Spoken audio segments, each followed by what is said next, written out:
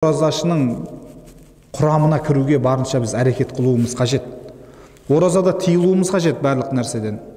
Ашуды жұтуымыз қажет. Бүкіл жамандықтың, тілден шығатын жаман сөздердің негізгі бастапқы себебі ол сол ашу. Ашу ызаға адам берілгеннен кейін не ойлап, не сөйлеп қойған білмейді.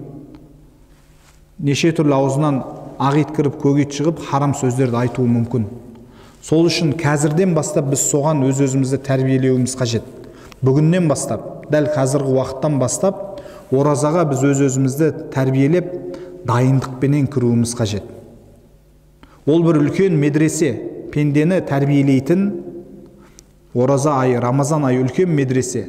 Бірақ медресеге барар кезде де біз дайындықпен баруымыз керек қой.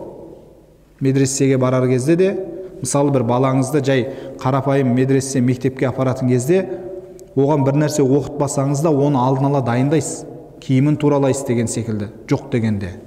Дәл сондай біз Рамазан айына дайындықпен кіруіміз қажет.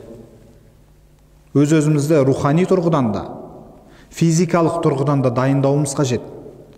Денсаулығымыз жоқтар, денсаулығымызды туралауымыз қажет.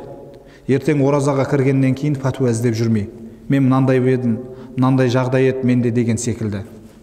Жұмыс бастылар жұмысын кішкене сол реттеуі қажет. Оразада қиналмайтындай. Ауыр посттарда тұрса, мысалы жеңіл жерлерге өтініш қылып ауысып деген секілді. Ертең бұл парыз амал, парыз құлшылық. Оған немқұрайлы қарамау керек. Жұмысым ауыр болды деп ауыз ашып жіберген болмайды.